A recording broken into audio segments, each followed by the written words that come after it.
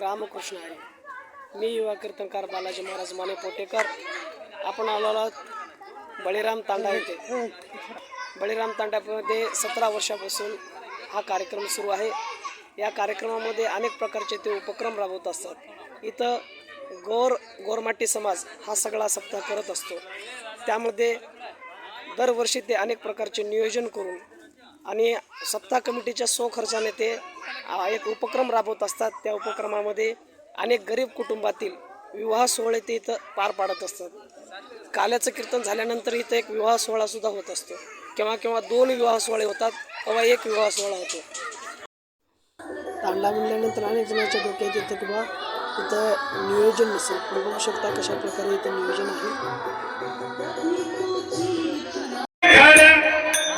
भक्त पारायण योगेश महाराज यांनी सुंदर प्रकारे भारुडाचं सादरीकरण केलं.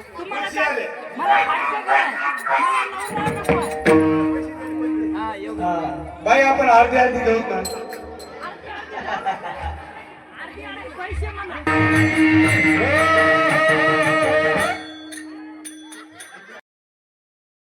वादा माऊली